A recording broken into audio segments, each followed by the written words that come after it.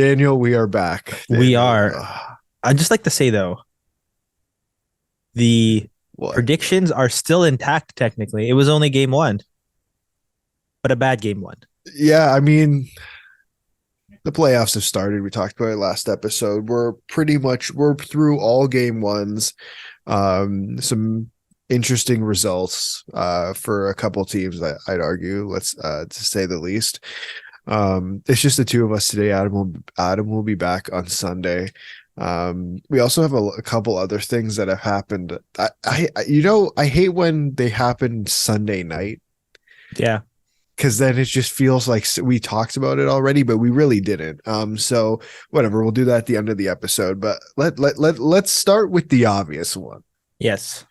Daniel, they're still on your background. I commend Yeah. I you. I added the hat commend you for today. that. You had Yes. the hat. I commend you for that. Leafs lose game seven. Oh God, game seven. I'm James, oh whatever. no, don't Game no. one. Yes. Game one, seven. I'm Oh my, already preparing myself. oh my gosh. Game one, 7-3 to the Tampa Bay Lightning. Okay. You know what? I'm gonna let you go first because I'm angry. I don't know. It's funny. The way I kind of felt it, Alex Baumgartner tweeted it out in a funny way. He's the one who tweeted out my exact feelings of it when he said that you can't give Andre Vasilevsky a 3 goal cushion. And that's exactly what happened because we had that initial idea that maybe there's going to be a rally here. And then, no, it wasn't. I feel like I had flashbacks of the amount of penalties that were happening and the amount of goals that were going on. Sheldon Keefe not getting that coaches challenge his way. Felt like the Montreal series again. And it just spiraled out of control. The absolute worst way you can start against, again, the team that went to 3 cup finals. Back So to back cup winners. back to back cup winners, three Yeah. finals. They don't look tired. I don't know. So I'm gonna just to preface it so you know as well. I have not gone on Twitter since last Really? night. No, I Okay. haven't. I'm like I don't. You listen. I don't want to know what any of these guys said after the game last night because I was very upset last night. Didn't want to even know what they said, and I'm like, you know what? Today I'm just gonna take some time off Twitter. Um, I cannot believe they didn't start on time last night. Okay, I've been trying to figure out how to put my feelings about last night's game into words other than me being upset. Um, do you know how Adam describes the Halloween movie we went to go watch? Yeah, he told me I always remember from that. He said it was a bad movie to me Mhm. halfway through the movie. Yeah, that's what it was like. It was like that. Okay. I literally could not. I'd assume if Adam was here, he'd say it again. But it was like, what am I watching? Why am I wasting my time watching this? That's how I felt last night. And there was just every single. There were so many different things to talk about. I mean, we can start with not starting on time, and I cannot believe this is the 8th year we've had this discussion. I know the podcast hasn't been around for 8 years, but the discussion has been around for 8 years that this team has struggled to start on time. And once again, they have found the perfectly worst time to not start on time.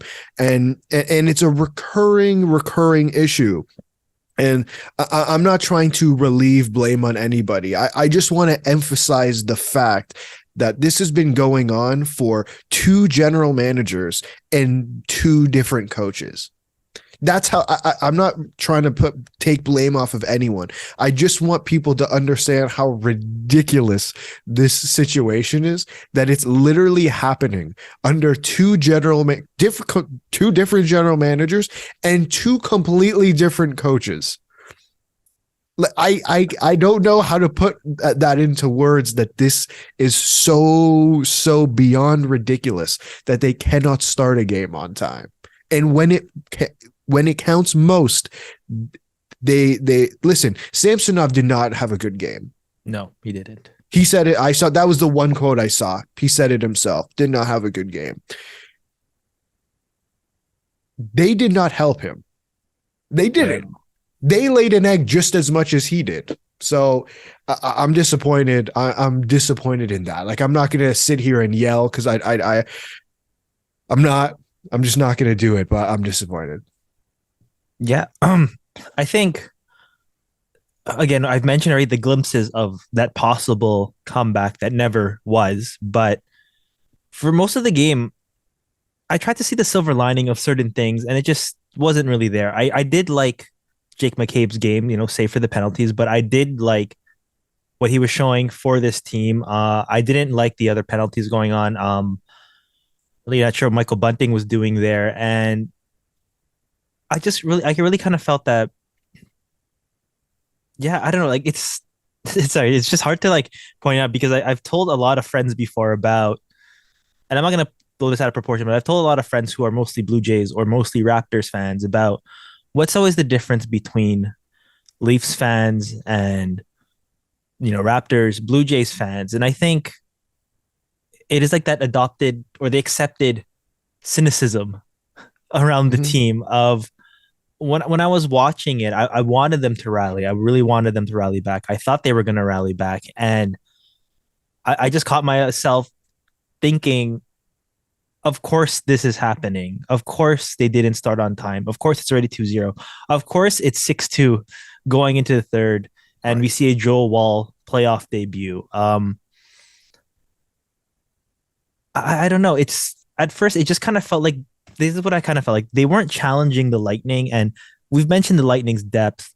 The star forwards are still there, but the way they've been able to replenish things, bring in these other new guys, it just kind of felt that despite losing so many guys in the offseason or through trades, they haven't skipped a beat, at least in game one, that every line was rolling. Like they had the Leafs had no answer for their fourth line. They had no answer for Corey Perry. And Right. as much as I've loved the guy, I've admired him. Again, I always say my one of my favorite Mighty Ducks of all time. It's just come on, like you've seen him how many times in the playoffs already? You know what he's gonna do. You know his type of play. Just adapt to it. Third year in a row.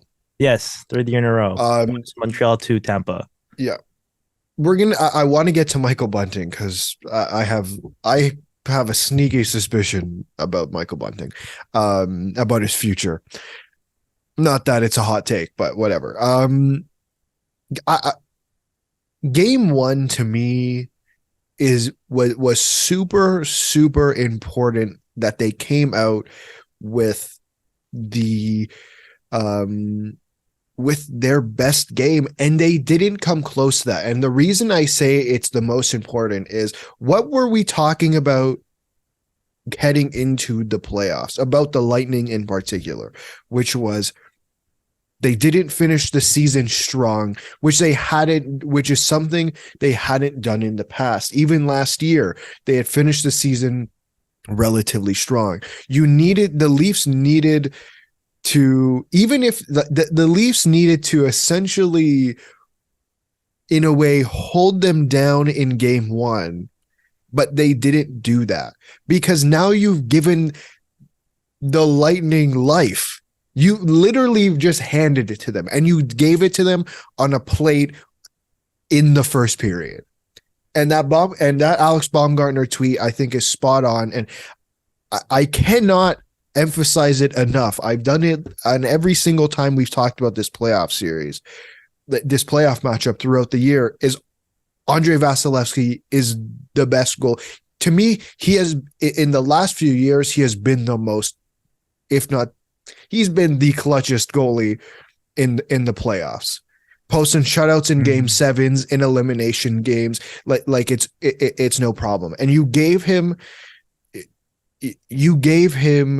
a 3-goal cushion, and yeah, they finished the game with 3 goals against Andrei Vasilevsky, but if you don't lay an egg in the first period, that game goes a lot differently. But they didn't. They laid an egg, and that's what the issue is here. Is you can throw whatever number. And listen, I don't know if this is happening on Twitter. I'm making this up in my head. I'm fighting with random people I don't even know exist. You can throw whatever numbers you want, but it's the playoffs, and it comes down to 7 games. It's not an 82 game season. It comes down to 7 games, and you laid an egg in the first one. And arguably, to me, one of the more important games of this series, considering the way the Lightning ended this series.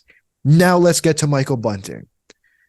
He wasn't at practice today. Wasn't at practice today. Yeah. He's going to be suspended easily. If he's not suspended, I would be outraged as well. This is my...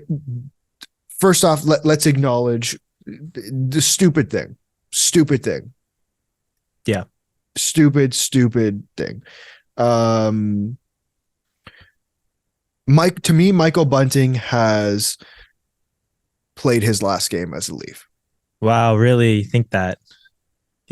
Well, listen. Like, you think he's out for the series? I don't. Okay, sorry. Let me preface this. Okay. Michael Bunting is not coming back next year. Okay, got it. Yeah. Let's put it like that. Michael Bunting is not coming back next year. You put the Leafs in a situation where you're now down a top 6 player, player in your lineup. We've seen this before. Nazem Kadri. Nothing. I love that guy. But the reality is 2 years in a row, he got suspended. And now it's happened again. A different player, but I think I don't think he's a Leaf past it. I could be wrong. I can't see. I think he's played himself out of Toronto, and not because of money. There's already been that suspicion, right? Of he wasn't always getting the top minutes anymore. Calle Jornkrok, who is playing on the first line right now, at least from what we saw in practice, according to Mark Masters. Bunting's been in the bottom 6 a lot more times. He's not really getting those favorable lines he was getting in the past. I think a conversation too was gauging what his cap hit was going to be, how many years that was going to be in Toronto. If it is in Toronto, what his value is going to be away from a top line center, where he didn't always play with a Matthews or Tavares for most of this, like not most of the year, but for parts of this year. Yeah, I don't know. I think it just really didn't help his case last night of what he was doing. No. Even before the Eric Chernak elbow to the face, I didn't like his type of play. I think he had the playoff mentality. I'll give him that. He had the playoff mentality of what his role is and what he had to do, but it just was not at the right times or applied in the way it should have been. Yeah, I could see that. It just all like, to me, everything of last night's, even everything of last night's performance went out the window when he did that. Yeah. You put the team in that situation again. Kyle Clifford did it last year and they killed the penalty. They won that game.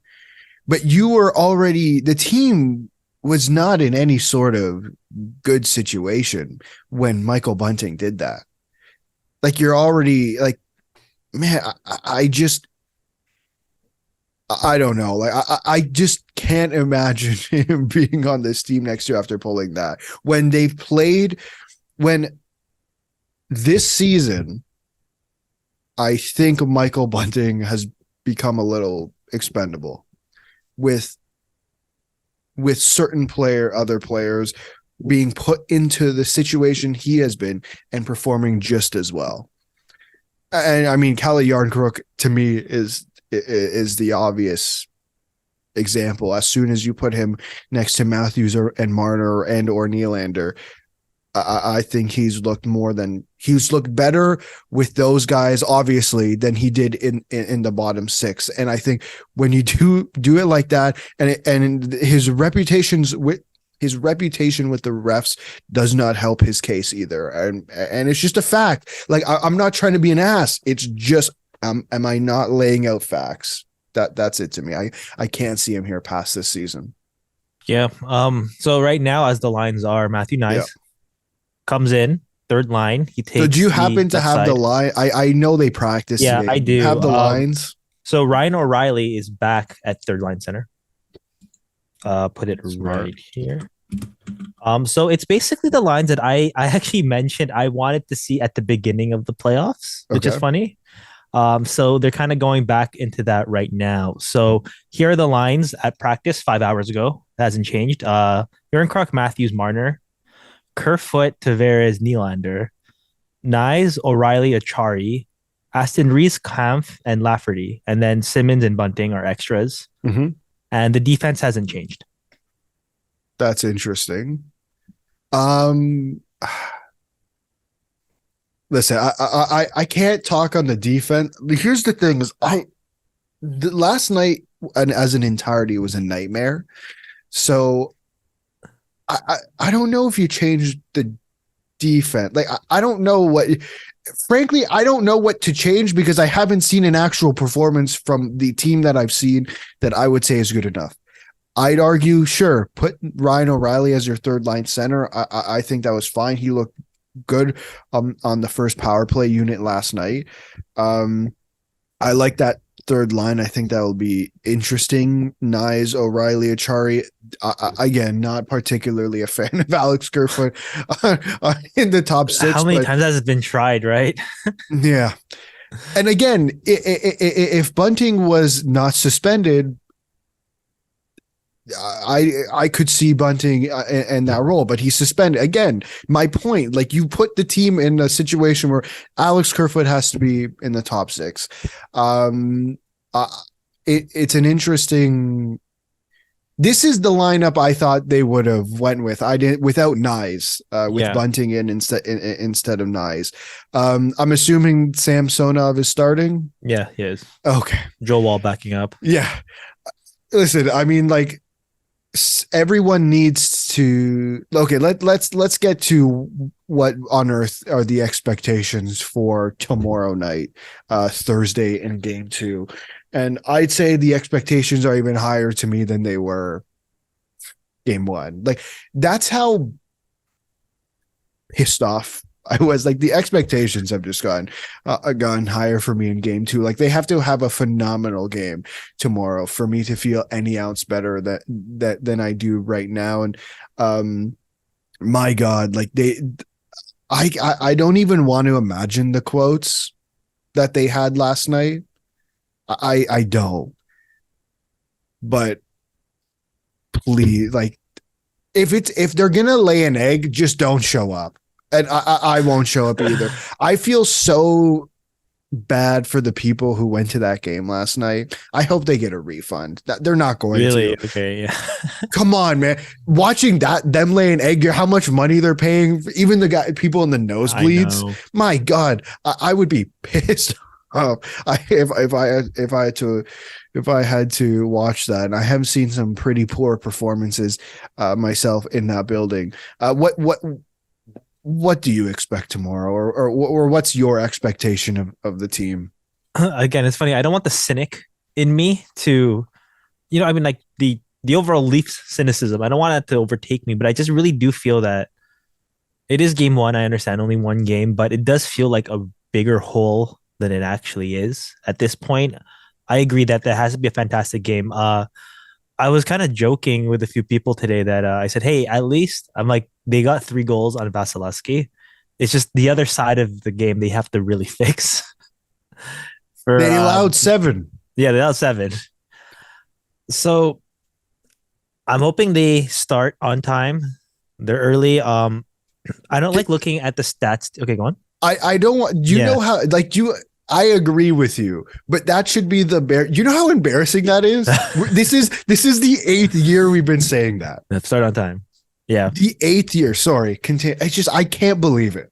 It's just I'm still, like there was like this positivity of Ilya Samsonov going into the playoffs, and I'm not gonna look at the numbers to say that positive narrative doesn't exist or it won't happen. again, like for context, his stats coming into game one yesterday was all with Washington, but he's 1-6 in the playoffs. His goals against average is 2.98. And Vasilevsky on the other side, where he's been blessed being on Tampa and being the best goalie in the world right now. I'll arguably say that Hmm. has 48 playoff wins since 2019, 2020. You know who comes second? Yeah, it was Carey Price, but Yes, the 18. margin, the Yeah, I know. difference was because it was Vasilevsky, Price. I don't remember who was in third, and then Varlamov was in fourth. Yeah. And they had Price had 18 or 19, Varlamov had like 17 or 18, and then Vasilevsky had 48. Good Lord. Yeah, not the best goalie. Whatever. Just like to say he's also not 30 yet. It's crazy. But I don't want to look at that comparison for things. I still think Samsonov is the guy. I didn't I don't know. It just a lot of the goals he really need like I just kind of felt like he did lose a bit of focus there. He just wasn't completely himself. I don't know. I'm still going back to the Elliot Friedman thing he said about it, where it's just how hard he is on himself when there are those hard losses. I think he showed that he grew out of that in Toronto, especially when we saw how he was able to really establish himself as a starter. It's just I know not all of it's completely his fault, but when you're facing a Tampa team that's rolling out their all four lines like that, John Cooper's trusting all of them to play like that. You're gonna have to steal a few saves there. You're gonna have to really, really play as the guy we expected you to be. And I would I'm not going to argue that he did, but he did come up a couple times when he needed to. But they laid. I'm just upset. I keep going back to it. They laid an egg. They laid an egg. Yeah. I think to me, I don't think it needs to be galaxy brain more than this team laid an egg last night, and I think it's that simple. I don't think it's more galaxy braining than it really needs to be. Do you have anything else about this game before we move on to the next couple series? I know they're trying. They got the shots. I don't care if they're Had a lot of trying. power play time, but Matthews Marner, I really want them to kind of lead the offense. Come on, like keep it coming. Like wake up a bit. Yeah. No, I can't disagree with you. I can't. It's just frustrating. We're having this. I'm not. I just want to wrap it up. I'm not upset. I'm upset. I was upset last night. I'm just frustrated. We're having the same damn conversations. That's all. Like I don't understand. What am I missing here? We're having the same conversations. Pick it up. Figure it out. Do you want let's do the East. Let's finish the East. Okay. Do you want to talk what series do you want to talk about next? I'm all over the place right now. Okay. We'll get to New Jersey and the Rangers. Well, so they also played last night, and the Rangers came out to play. The Yes, they Rangers did. came out to play. Adam Fox finishing with 4 assists last night. Panarin with two himself. Kreider with 2 goals. Score was 5-1 for the Rangers. Yeah. Vitek Vinacek. I don't I don't know. know. I don't know. Listen, I'm not gonna. I'm not gonna say anything. I'm just saying, like the Rangers are the Rangers, man. Like the guys who came up, the guys who came up clutch are the guys who you expected to come up clutch. They did. Like Yeah.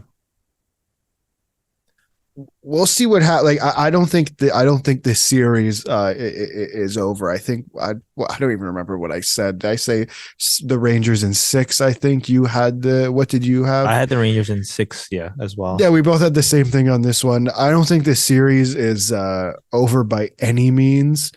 Um, I, I think the Rangers again, like we talked about. I think it's a little bit of the experience factor here, where they kicked it up a notch, and I think the Devils will have to do that. But I think the Rangers got this series, man. What do you think? Yeah.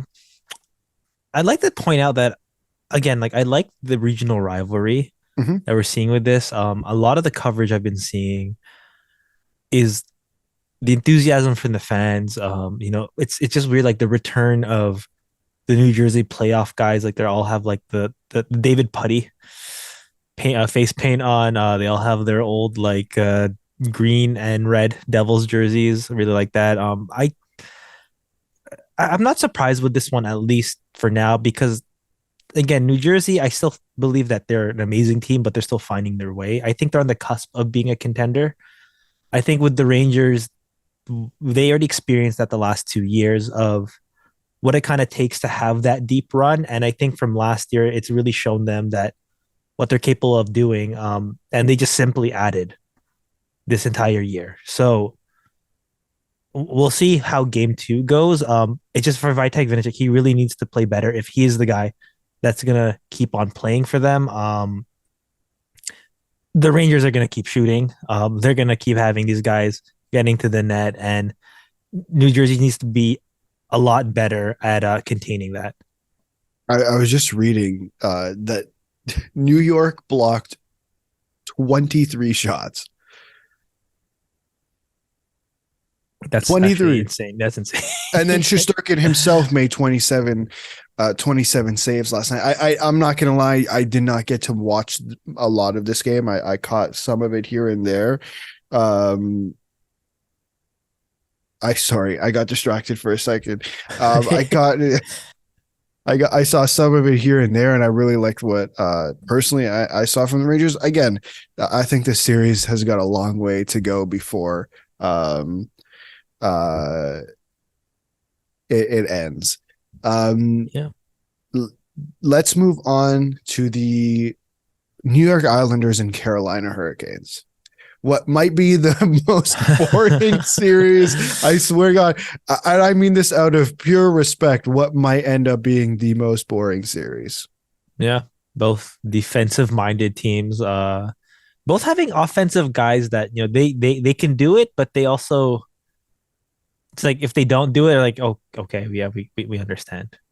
Yeah, Um, sorry, go ahead. I mean, like the only storyline here is what Antti Ratna got game one start. Yeah, I saw that and I'm like, ooh, that's a tough one. Um, that was an interesting one because I guess I wasn't aware of the situation, but Brindamore had said that Ranta started some games and was coming into the playoffs hot essentially. Mhm. And so I thought that was an interesting choice. Not listen, I know we all know my relationship with Frederick Anderson in the playoffs. We don't have the best of relationships. I think they called up Kochetkov too as their emergency backup goalie. I don't know how that works. Whatever. I'm not complaining. I just don't know the rules. Carolina squeaks out of a 2-1 out with a 2-1 win. And I was surprised. Not that I'm not gonna lie, it's not that I was surprised. It's just that if it's a low scoring game, to me, I would have just assumed it was the Islanders to come out with this one. So I'm actually impressed with the Hurricanes on this one. I could be completely off. And listen, I think our argument was going into this series was the Hurricanes lost two of their bigger stores, one in Svechnikov, and then not just never having Pacioretty except for a few games. But they get a goal in Sebastian Aho and the Carolina Hurricanes version. Sebastian Aho, we should clear that up because the Islanders have a version of their own, and Stefan Noesen. So the Hurricanes showed up and Ranta looked okay. Yeah. I think this series, I remember I did chose the Islanders, but Yep. I think this is going anyway. I think this is a series that's going to go close. Unless a game is stolen again like this, it might be six, but I wouldn't be, I don't know. I wouldn't be surprised if this one went to seven. We'll see how game two, game three go, but it is feeling like a series like this is going to be the slower one, in my opinion. Probably just a little bit. Yeah. just the way that at least the Islanders play. It depends because if you play the Islanders way, and I think the Hurricanes have the ability to play that way too. I think they're similar in the way to the Lightning, where one of the more impressive things about the Lightning, I'd argue, are that they can play multiple different ways of hockey, and the proof is in the pudding with them going up against the Bruins, going up against the Islanders. And just the two different styles of hockey. And so I think the Hurricanes can do that too. And I think with the Hurricanes a little bit, sometimes you are with the Islanders a little bit, you just got to just keep throwing pucks on net. And they had 37 shots on net compared to the Islanders 26. So I think that's what it comes down to a little bit too. Let's round out the East with, unless you had more on the Hurricanes and Islanders. Okay. I'm good. The round out the East with Florida and Boston. Okay. So you saw this game. I didn't get to see it. I did see this game, and I'm not gonna lie. I was at the start. The score was like, the score was 3-1. I thought it was a very entertaining game, at least from my part. I thought the Panthers were they kept up. But at the end of the day, the Boston Bruins were the Boston Bruins. And they were to me, they were the better team in this game. And Alex Lyon did what Alex Lyon had to do. Unfortunately, wasn't enough. And this was without Patrice Bergeron. I kind of forgot about that while I was watching the game. Mm-hmm. This was all without Patrice Bergeron. And I think Jim Montgomery confirmed today that Patrice Bergeron will not be playing game 2 tonight because of an injury, and it's actually not an illness. So I don't know if they were two separate things, but confirmed it's an injury, and I need to know what this injury is because Patrice Bergeron has played through some absolutely wild things. So for it to be something that's keeping him out, it's got to be it's got to be serious. They seemed okay. I mean, Pavel Zacha, he moves up into the first line. The Bruins' depth is still there. I guess for like a series that I think we all kind of said Florida could probably do 4 or 5 games in this series. It was a pretty close game 1 from what I was able to see. I think the Panthers are still battling out there. I like that late season rally they really had that I think the momentum is still there for them. I still see them fighting, and like I still think Boston is going to be able to do this in 4 or 5. But would they be able to push a 6? I don't know, but I think it's just already proof with the Bruins, like not having Bergeron there, not having your captain, your first line center there, and still able to grind out a win like this. I don't know. It's not the Panthers' year. Yeah, and I think another thing too is I think the Panthers can steal a game or two, and I don't want to be so they come off real mean to the Panthers, but like Montgomery had said that there's an illness going around the Bruins. Bergeron, that's supposedly the reason he didn't play the first game. Allmark almost, it seemed like, wasn't going to start game 1 either, based on like the morning practice. He ended up starting, obviously, but it seems like the Bruins are battling something. If you can steal a couple games, I guess you never know. What do you think of I think the interesting big storyline to me, maybe not to everyone else, is they're sticking with Alex Lyon. You're not going back. They're not going with Sergei Bobrovsky. They're $11 million goalie, by the way. The what? The $11 million goalie, by the way. Yeah. They're not going back to Sergei Bobrovsky. And I'd mentioned it before. Sergei Bobrovsky helping steal the series against the Lightning a few years ago. Do you think it do you like the decision? Like you're to, I guess in Paul Maurice's case, you're riding the hot hand. Is that the right decision? Because I believe he said today again that he's starting game 2. I think that even when it was with just Paul Maurice. Like I also saw with Andrew Brunette was just the inconsistency we saw with Bobrovsky in the playoffs.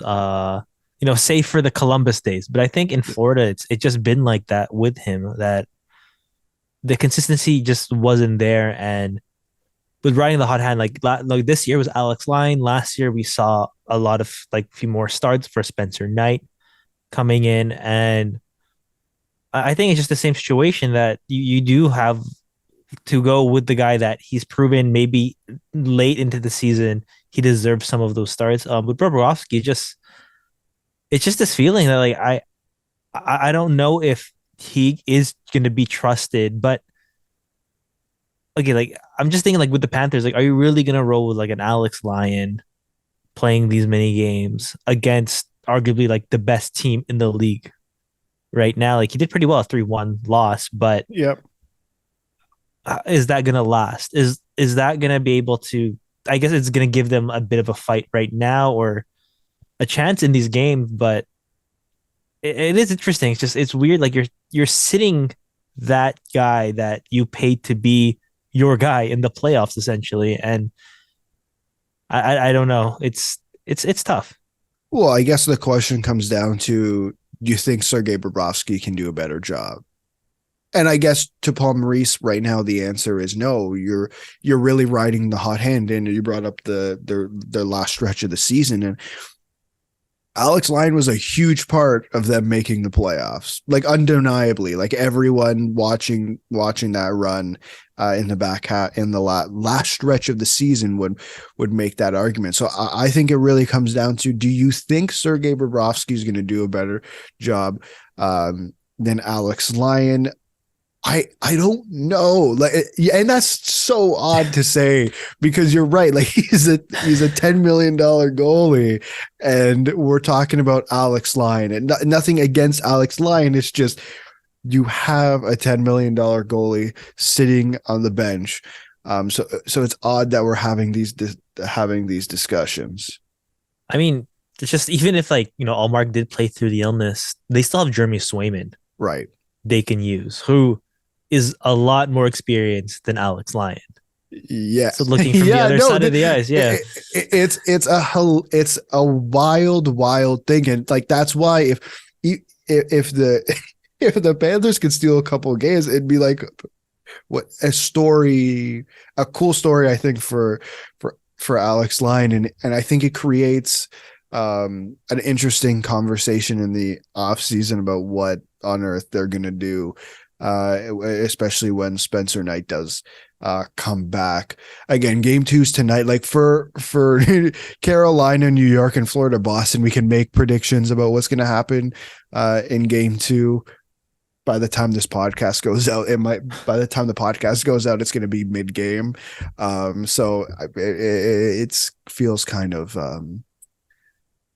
unnecessary. So let's go with quickly New York Rangers jersey. Who do you think wins game 2? I think so. Like the Rangers. You think the Rangers Yeah. will take both in New Jersey, even though they're close enough to home? And Tampa, Toronto. Toronto.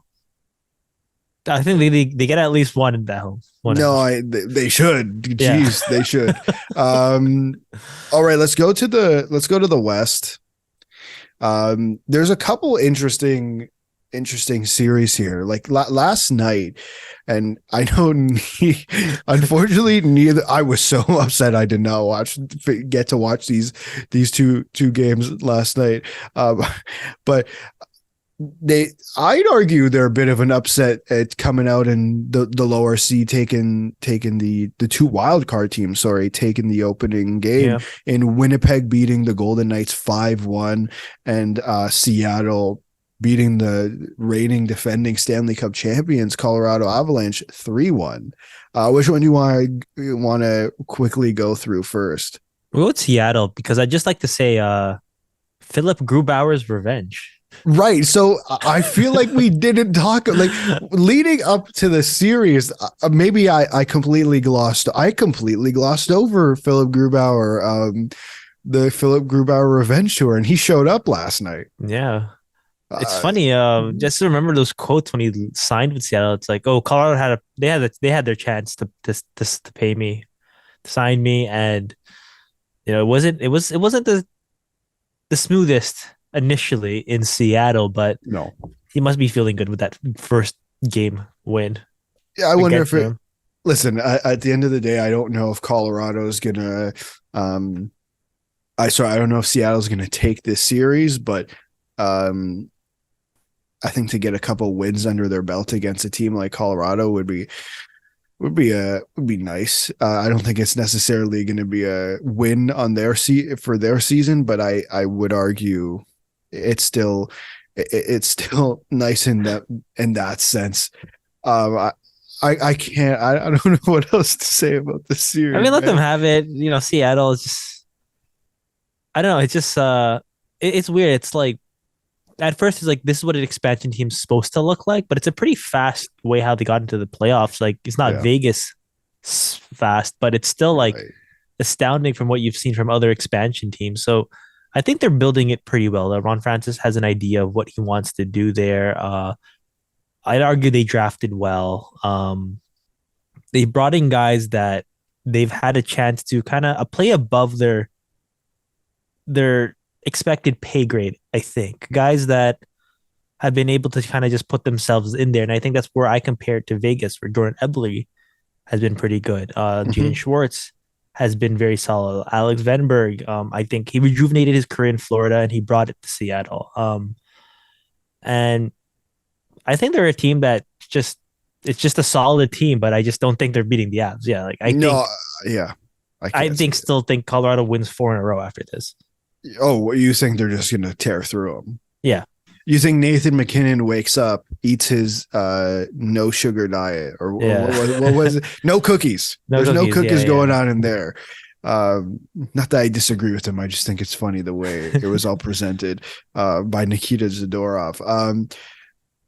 Yeah, I think to just add on with Seattle, I think it's also nice to be able to make some type of run while you still have Matty Beniers on an ELC. I think obviously doing that while you have your young future still relatively extremely cheap is always a good sign. And I don't know if Colorado wins four straight. I think maybe Seattle does make this interesting if they get some good goaltending. Like if they get some good goaltending, I don't see why they can't make this series more interesting.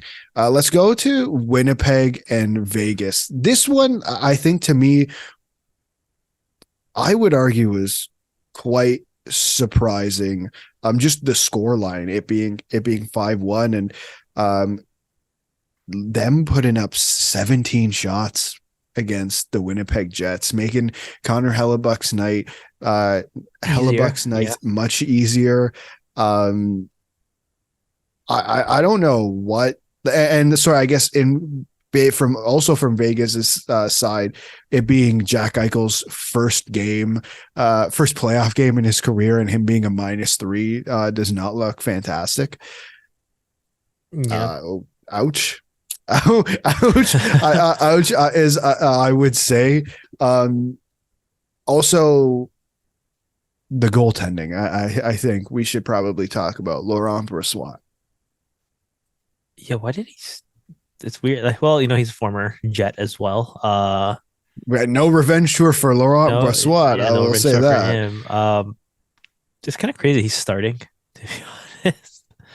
Um, yeah, I don't know. I think okay, with Winnipeg, what I kind of felt when they were able to kind of isolate that and get the 17 shots against, I think that's just the way their defense is built and how we expected them to play when it was built like that.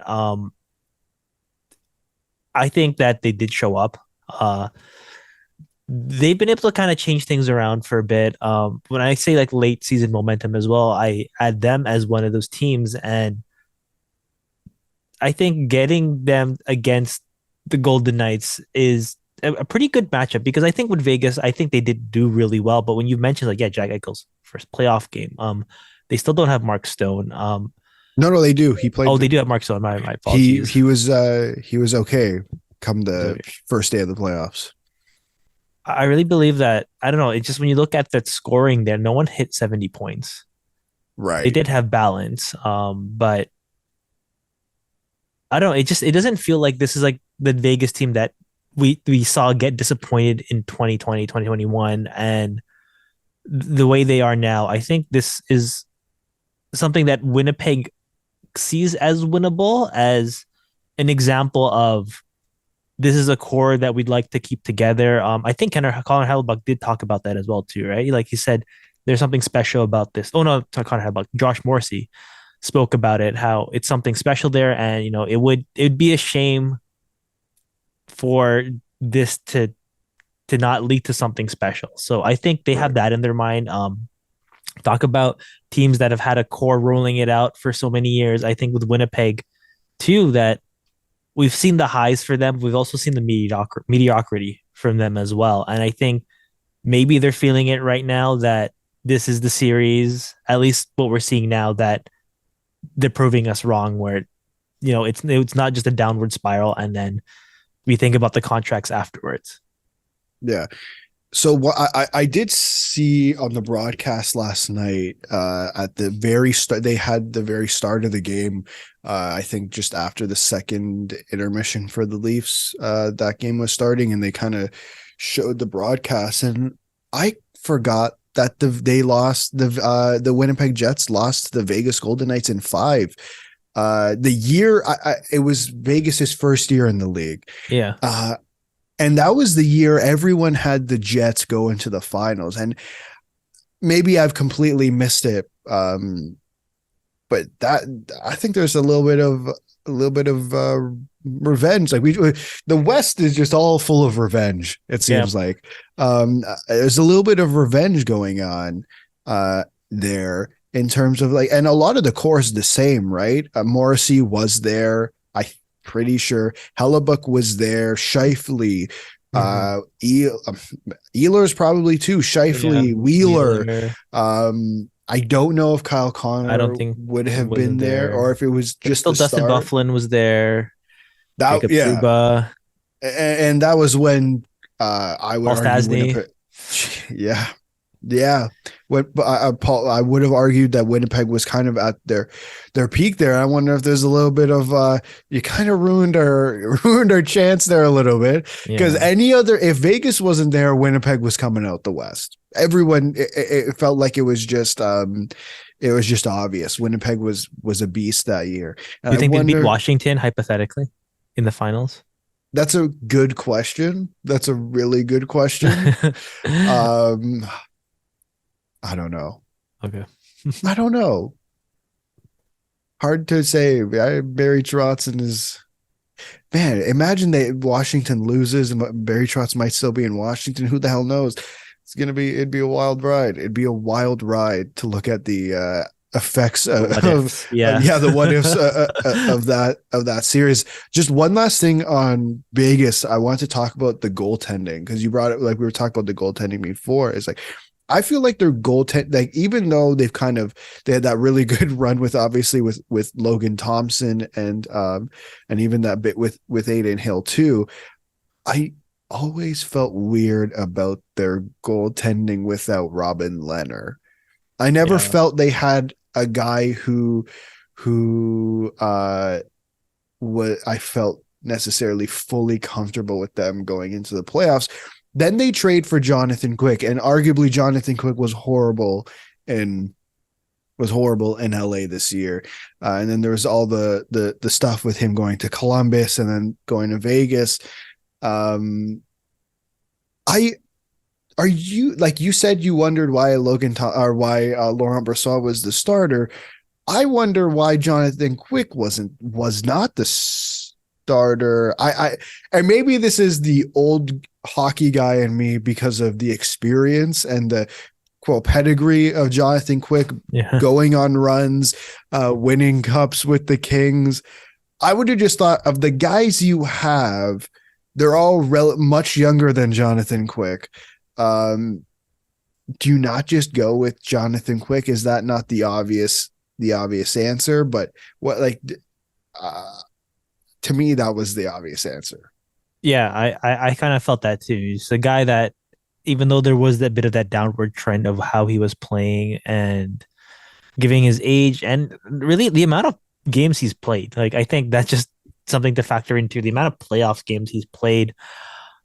I really kind of felt that he was going to be that guy, and it's a carousel right now in Vegas. It's just I agree with you. It's this feeling of distrust in the goaltending of they just don't feel solid there. They don't feel like they have the guy that they're gonna go with, and it's pretty interesting because there's I know you're not checking Twitter, but there's been a lot of how you usually ride one guy, but it's this feeling that there's so many teams are thinking like, do we have to do a tandem to get through the playoffs because we just don't have our undisputed number one guy.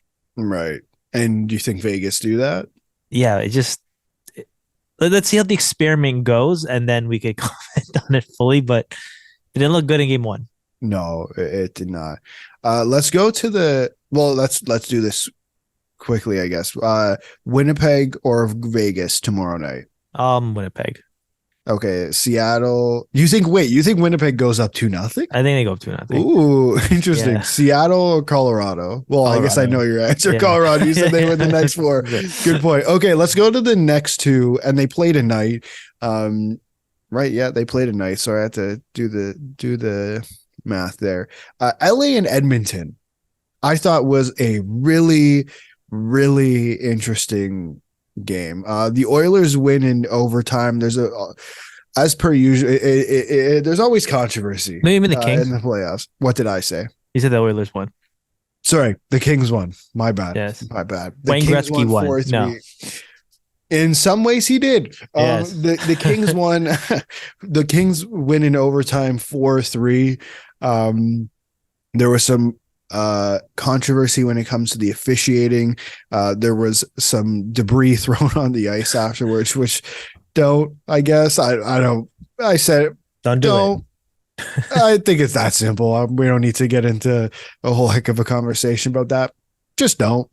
Um, you know, I think the big thing to me out of this game was McDavid was held scoreless, which was odd, like Yeah. extremely odd. I think the Oilers, I don't know how much of the game you caught, but I think the Oilers started really strong. I think with Draisaitl, getting 2 goals of his own, and then Bouchard adding one as well. And then it just what happened? Like it just fell apart a little bit. It feels like. I think there's no knock on the Oilers for me. From just what I watch, I think it's just classic Kings hockey. The way I saw Mhm. it, just they're not like there's no one on that team that's gonna match up to McDavid or Draisaitl. I think at this Right. point right now, I just don't think so. But I just think the way they're built, the people they have there, they're always gonna outlast you. Even when they won their cups, like they were arguably not the most superstar level guys. Like I'll say for Anze Kopitar maybe, or like a Drew Doughty at his peak. But they're a team that they've just been consistent. They will outlast you, and they were able to do that in overtime. Kopitar gets the win as well. He hasn't really slowed down, and this is a series that I think like as much as like we say okay the Oilers are on a historic run. Look at that power play. Look how McDavid, Draisaitl has played this year. I just think with the Kings, it's a team that we can't just easily say that okay they're going to go down in like 5 or 6. I think that they're going to really fight for it, and they're a team that just they have the potential to upset. I think about Dallas when they made it to the finals, where no Mhm. one saw that coming, and Right. just Yeah, yeah, yeah. series after series, they're just knocking guys out. They're just outlasting people. I think just the Kings, for the iteration that we have with them now, they still have that quality to me that they're not going to go down silently. And if they keep being able to hold McDavid like this, Draisaitl, I know he had a goal, but 2. he had 2 goals, but like Yeah. not let things get out of hand there. I don't. LA could really make this interesting. You know what? I think when we did our playoff previews on the weekend, I don't think I gave the LA Kings enough credit for what they can do. Like, I think if you look at the two teams off season slash regular season, the Oilers got tremendous. They got tremendously better. Their goaltending got better, even though Jack Campbell's been had been shaky through the regular season. Stuart Skinner, my Calder winner, I think held the fort down for quite a bit of it. Adding Matthias Ekholm, adding some depth, but we all kind of forget that the Kings got better too, Yeah. and adding Kevin Fiala, who is an top six winger and a good one at that. I think solidifying their back end with Jonas Korpisalo, who just wasn't having it in Columbus and came into LA and really stepped up his game.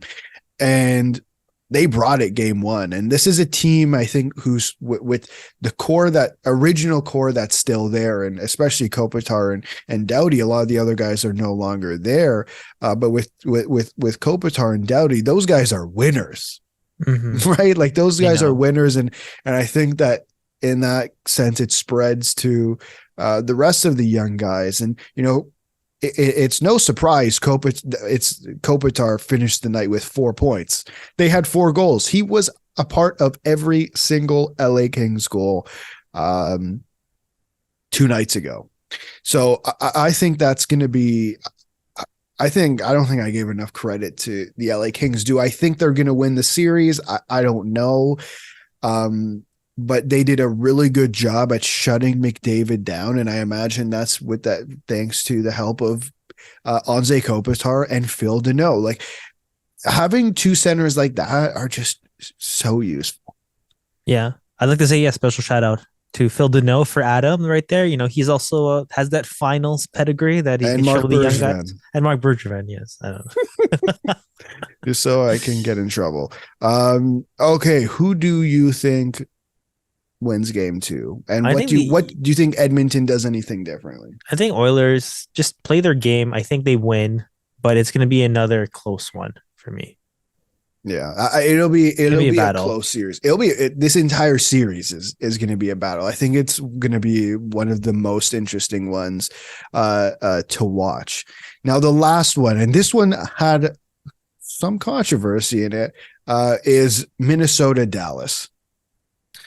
With Minnesota coming out on top 2-1, I think in overtime. I think that was a bit of a surprise for quite a few people. I think myself included. I thought Dallas was gonna sweep, but I was just surprised they didn't take game 1. I know I didn't watch as much of this game, but you said you did watch some of it. What did you make of this game? And then we'll get to the controversy. We'll get to it. Yes, Michael Russo wrote about it. It's just, for this Wild team, I think that we've seen so many kind of like, what are they going to kind of be for a team? I think we saw the highs of them, of remember Adam choosing them to go to the finals, and us really kind of thinking like, this is a team that has a legitimate chance, and to seeing them kind of, because of cap situations, lose a bunch of guys, to really kind of etch out a new identity this year.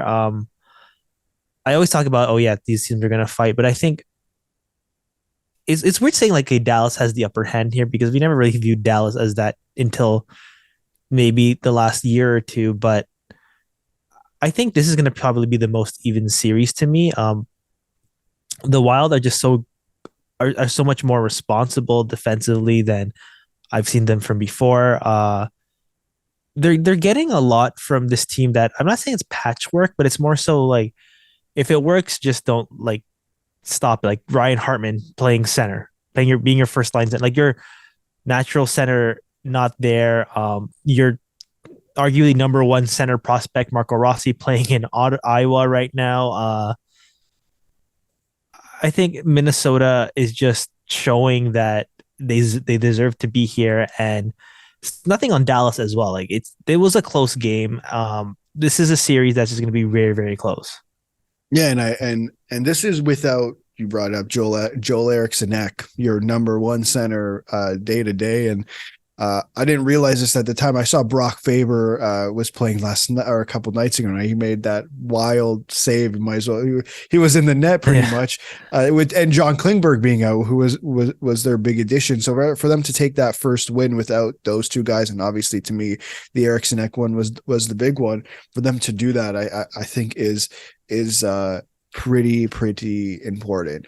Now let's get to the controversy of that night, which was Matt Dumba's hit on Joe Pavelski. Initially assessed a 5-minute major, right? If I remember correctly. They reviewed it. It was brought down to 2 minutes for interference. Listen, was it late? I didn't pull out my stopwatch and count it. I would argue it was late, and that's why you get the 2 minutes. I don't know if I'd give it more. Yeah. What do you like? It's a tough one. Like, what do you It is tough. think? Because the circumstances, right? Because of what happened after concussion protocol now. Yeah, right. He's doubtful for game 2. I don't know. It's just like Matt Dumba. Like, I've watched this guy my entire life. He's known for those hits. It's not. It's a type of hit where it's just so hard to gauge, especially in the playoffs, because I know guys are going to be more aggressive like this, but it's tough. It's not Michael Bunting level. No. In any way, but it is certainly a dangerous situation there that it's hard to assess at this point, especially for the impact it had on Pavelski right now and on Dallas Stars. Yeah, it's a big blow, I think, for the Stars, because I was saying, we were talking about last episode, like they have one of the best lines in the league, and he's a part of that with Robertson, Hintz, and Pavelski. It's going to be interesting how they overcome that. I think they can. It's going to be interesting how they overcome losing a guy like Joe, or with a guy like Joe Pavelski potentially not playing game 2, and who knows how long after that. What do you think happens tonight? Do you think anything happens? You know what I mean? Yeah, there's going to be a lot more after the whistle hustles. I don't know if they're gonna have like an early fight to it, but there's gonna be a lot more battles. I think, especially around the net. Mm-hmm. After the whistle, you're gonna see the occasional tug. You're gonna see a lot more of those mini skirmishes that not gonna become like a full out fight, but you're definitely gonna see a lot more talk here. I think there's gonna be more zest. That's a good way to put it. Yeah, that's a good way to put it. Zest. I like that. What do you think? The Stars have to do tonight to take game 2? I think their top guys just have to get through the Wild, and they're the way they've been able to kind of just set themselves up defensively. I think just get more shots on goal, get more of them to just really not allow them to just play their game in a way. I think the Dallas is built on skill, especially that forward core. They just need to play. Yeah, no, I agree. So I was just looking at the shots I was just looking at the shots from last game. Would you believe me if I told you this was probably the most shots of any of the game ones? Like, Dallas had 53 shots and Minnesota had 48. Like that, I didn't expect that from this game. I didn't either. Yeah. So yeah, I guess just keep throwing shots on net. Keep it. Like, it's not like who knows they what's got gonna overrun or anything. Yeah, just keep playing your game. It's just minimize the Wild's game. Exactly. Or the other way around. And so, do you have Dallas taking game 2? I think they're gonna tie it at 1-1. All right. That is everything from the playoffs. Is there anything that you wanted to touch on that I missed? There's probably something. I don't know. I think we're good. We put a lot of detail in every series. We tried. Yeah, we did our best. There's a couple things that have happened since last episode. And it, funny enough, revolves around Canadian teams. That I wanted to get to that I thought were interesting before we wrap up the show. First one is, and I don't think this is anything to worry about per se. I just think it's I want to get your thoughts on it. And like, is this just a negotiation tactic? What's going on here? So Bruce Garriock reported a couple days ago that uh, the Ottawa Senators want to sign Alex DeBrincat to a long-term deal, but DeBrincat really hasn't been fully committed yet, and that he'd let the Senators know of his intention before the draft. Before you go, just for some context, Alex DeBrincat will be an RFA come July 1st. I believe his qualifying offer is $9 million, and then he'll be a UFA next year. So is this just a negotiation tactic, or is there, do you actually think that he's not going to stay in Ottawa? I don't know. I think like any player that did come to Ottawa in the offseason, there was that expectation that the rebuild is done, that they're Sure. adding now, that the playoffs were a tangible thing. And I think that they did do a good job with the acquisitions there, but it just wasn't enough for this year. I think with him, it's just him and his agent contemplating maybe what the long term outlook is going to be for him and for the Ottawa Senators. And from the Ottawa side, maybe it does feel like a tactic. It's like, listen, we already said we'd love to have him back. Right. The ball's in his court. So I think it just this is after him having as nowhere near as good a season as he used to. Yeah. He's usually 40 goals easy. He had 27 this year.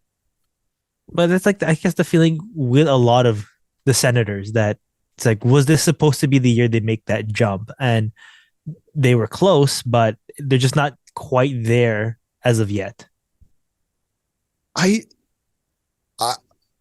think, I don't know. I think I could argue next year next year would be a pretty good year to jump up into the wild card or into the playoff mix. Them in Buffalo to me scream as a playoff team next year. It's just a matter of what on earth is happening to every other team in that conference. I guess, to be honest, because a lot of teams in that conference are making some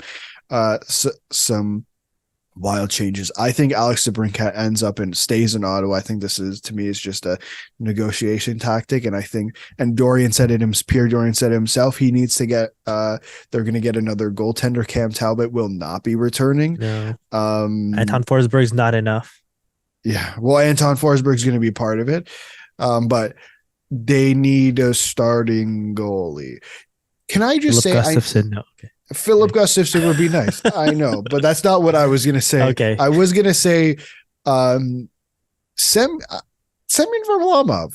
I don't know. I'm just saying. No. I'm just prediction theory. I don't see why it wouldn't be a bad thing while you let a couple of your other guys develop, because is Anton Forsberg a long-term solution? I would argue no. No, he's not. But I think if he's the middle guy between a Mad Sogard or someone else that the team likes better, and you have a guy like Semyon Varlamov who's there, who has looked quite good with the Islanders. It's just unfortunate the third best goalie is in the NHL is also there. Yeah. I would argue if he hits the open market, Semyon Varlamov might be an option for the Ottawa Senators. Yeah, I could see that happening. Like, it is, he's a bit of an older guy now compared to the other goalies, but it's a solid bridge to potentially getting Max Sogard in more gradually than just throwing him in there. Forced to get into starts if Anton Forsberg falters. So we'll see. Yeah. And the last thing before we end the episode is we have some really big news out of Calgary. The end of the Boston Pizza era. The end of the Boston Pizza era in Calgary. Brad Treliving and the Calgary Flames have decided to part ways. I don't know if that was announced Sunday afternoon or Monday. I can't remember off the top of my head. But surprised, like, are you surprised by this? Are you concerned? What was your initial reaction? I think for me, there was already that risk when I think there was the extension talks in place, but he just wanted to bet on himself, see where Yeah. things go. And my initial feeling is, how do you assess his legacy now in Calgary? He's been there what, 8 seasons, I believe. Yeah. I think he's either the longest or second longest tenured Canadian NHL Yeah. GM. Let me double check. I think from when he took that job until now, in a way, like he did help rejuvenate the Flames because his first draft was getting Sam Bennett, I believe, right? Yeah, that was his first round pick.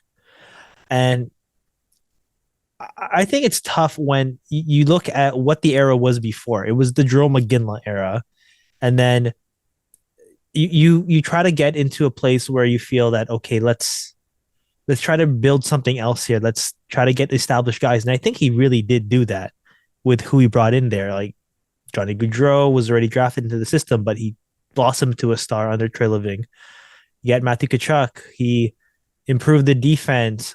He was very, very adamant on adding a lot of goalies. You remember Brian Elliott was there, and then Mhm. had like a carousel of guys before you finally got Jacob Markstrom. And I think he did his best to make a contender in Calgary. He spent, he traded, he was active.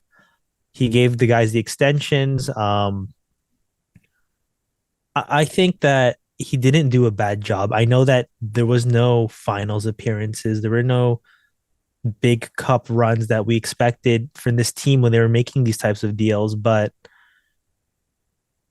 I think that that's what I kind of leave it with because I think he had to pivot quickly in the offseason. I think that's when things started to just really kind of unravel where he just didn't stay put. And we really did applaud him for that. He got Jonathan Huberdeau. I didn't expect Huberdeau to get 55 points this year, 115 points to 55 points. I didn't expect Yeah. that. Getting Nazim Kadri to that contract, he just refused to rebuild. He refused to go to these like painful retools, and I think that's what you should be remember him for. But at the same time, we talked about that a new voice is probably needed in Calgary. I think things were getting a bit stale, and it's nothing on his part. It's just I think the Flames just they fell short of what he wanted there, and it's been long enough. Right. So he was there for 9 years. Nine Just years. double. It Okay. would be 9 years in like 2 weeks. So let's just call it 9 years. Okay. Um, I want to throw this wrinkle in the mix because this was an interesting thing that it sounded like Frank Saravelli had tweeted out, and it sounded like he was essentially implying this that it was really between him and Daryl Sutter. And obviously, I think Daryl Sutter signed an extension earlier this year. I'm just going to double check Cap Friendly to see if we know how long that extension is going to be. But yeah, so Daryl Sutter has 2 more years after this one. I guess that would be part of his extension. Did the Calgary Flames make the right decision? We know because you bring up Yeah. Jonathan Huberdeau, you bring up Nazem Kadri, who didn't have as good as seasons as they've had in the past. The overall environment seemed horrible for a lot of the season. Did the Calgary Flames make the right decision in not bringing back Brad Treliving instead of Daryl Sutter? Ooh, it's a tough one because I think from our perspective, I think it was a bad choice because of what we talked about with what Daryl Sutter was doing with lineup. We always viewed him as a John Tortorella type of coach where when he first there, the message received and it amps the players, it gets things going, but then when success is not found, gradually it just it's like he lost the room in a way. And again, this is we're not experts, we're not there. It's just that feeling of you saw on the ice of the frustrations from a lot of players. And but I think the perspective we just don't have is like his impact on Calgary and his legacy with the team and what they want to try to do with that. And I think that's just the one part I just don't understand, I guess, from being in Toronto and not knowing in Calgary, like for my opinion, it's just odd. To be honest, it's just odd. It's just odd that this guy looks like he lost the room. The star guys were not playing the way they should have played. Jacob Markstrom got lit up, and then he still played a back to back. These were just decisions again. Nick Ritchie in the shootout. There's just these decisions that I thought Daryl Sutter would be the one out, and then they were going to figure out maybe a Treliving extension, or it's just they're both out. I like my prediction was they were just going to be both out there. I think they were gonna. I thought they were going to do like something similar to like a Pittsburgh situation. I know Mike Sullivan is still there as coach, but I Mhm. think you kind of clean house in many other aspects of the Right. organization. Well, I mean, I guess we should note the relationship between, or the love Yeah, of Flames owner Murray Edwards and Daryl Sutter. Like I wonder if that. I mean, I wonder. We can make a very yeah, good, almost guarantee that that played a massive part into this. And I wonder how that's. I don't know. I that was an interesting decision. Like yeah, to say the least. And I think I don't remember if it was Treliving who said it or someone had reported it, but that there was the option of rebuilding a couple of years ago or last season, and they didn't. And now I wondered. Now, obviously, Don Maloney is going to be is the interim, like I think, mhm, president of yeah. hockey Hockey operation. operations. Yeah, So I wonder if that's a conversation they revisit. It's going to be a hell of a lot harder to do that now, considering some of the contracts they have. Or the big boys they they have. It's gonna be yeah, a bit trickier to pull that off, but I just don't get the keeping Sutter. Like, even if you don't keep Brad Treliving, but the fact that you chose Sutter over Treliving, and I know when Don Maloney had his press conference, he kind of pushed away from saying Sutter's going to be back, but it was just odd all around for the way it went down. I just don't get it, but yeah. And I think for me, keeping in mind, Elias Lindholm, Noah Hannafin as examples, these are guys mhm. that are going to need new contracts, and Yep. it's really going to be based on like how are they responding to a Daryl Sutter system? Do they still want to be there long term? Right. And this is all those two guys in particular have a year left. I know there's a couple other guys who still have another year left on their contract. And it's like, well, if you're gonna make a decision, you better make it and now and figure out what you're gonna do, because the draft's coming up. You can make some nice deals at the draft. You never know. Um, we'll see. I don't know. That's it. They're in a weird spot. I just Mm-hmm. don't. I don't understand. I just need someone to explain it to me. Is there anything else before we wrap this bad boy up? I think we're good. I think we're good. I haven't seen anything else come in. Yeah. So Quick charter uh, check. I don't think there's anything. you Nope. games are going to start in like half an hour, so try to get this up as soon as possible. All right. Thanks for listening to another episode of the 2-on-1 podcast. If you enjoyed, you can just give us a little 5-star review and just tap that like button and subscribe if you haven't already. We would absolutely appreciate that. We should be back on Sunday. Yes, Daniel, you'll be here as well. Yeah. Adam will be here as well. I will be here as well. We'll have a full show again. That'll be exciting, even though we had one last episode, but still always exciting when all three of us are around. Right? Yes. I'm excited. Yeah. all right. All right. Let me wrap this up. Okay. See you guys. Bye.